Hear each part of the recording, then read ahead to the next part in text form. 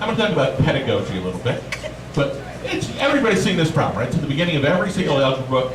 Never missed it. Right? And we sort of take them for granted. But you know what? It's a really important problem. One, it's really important for kids to learn.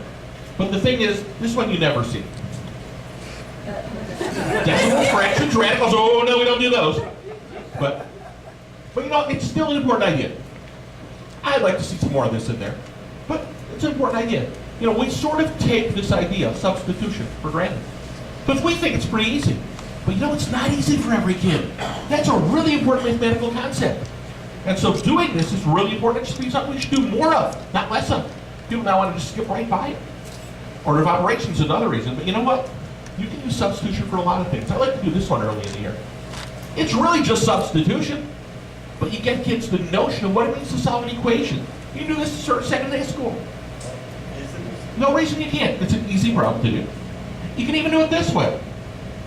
This way you get the notion of equivalent expressions.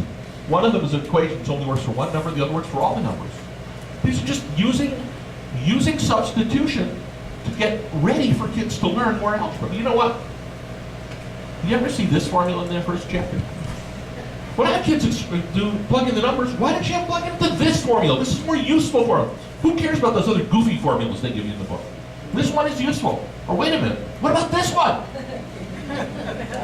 I put this on every single test for a semester in algebra. Every single test, the kids will take some numbers and plug into one of those two formulas, or both. And you know what's an interesting thing happened? I was giving these tests on this, and I put it on every test. And it was late October, about the third, fourth test of the year. This girl, Noelle, says, "This must be really important." So why? She said, "Well, you put it on every test." And from the back of the room, this voice just sort of cries out, "Wow, you know, that's the quadratic formula." Well, turn and look. What? Well, you kept putting it on the test, so I was looking through the book for it, and it's sure enough. It's October, this kid, now, and the kid was like, what is this? He starts to explain it. He says, well, it's in chapter 7. He can solve any quadratic. He explains what a quadratic is, right?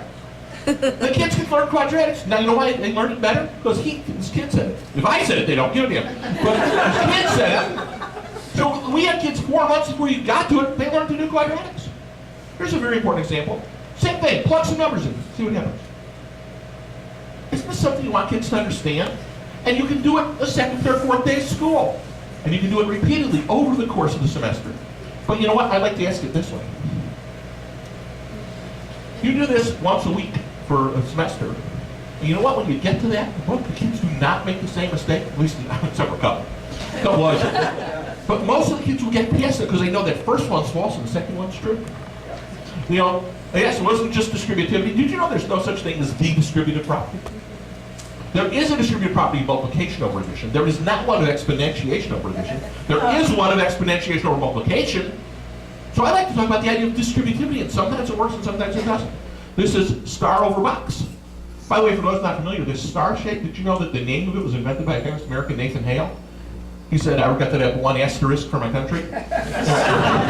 Asterisk.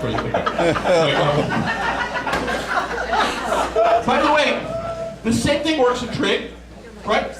You want to know, is sine of 2 theta equal to 2 sine, right? One year I asked the question, okay, so is it true that, there's some numbers, is it true that sine 2x equals 2 sine x? This one kid goes, well, apparently it doesn't work for radians, so it'll probably work for degrees.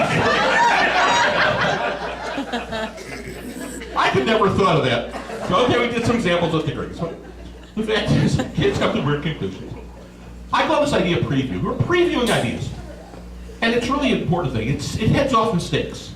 You can use it to get misconceptions. But you know what? It gets kids used to the ideas you're going to do later on.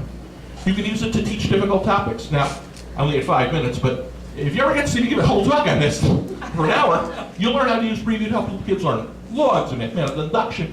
Basically any hard topic. If you have a hard topic, you don't just, what can I do it today? Kids need to be ready and prepared for it.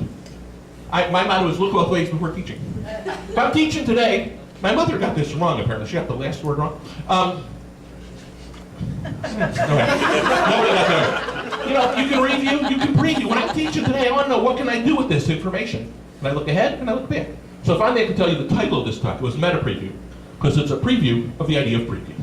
Thank you.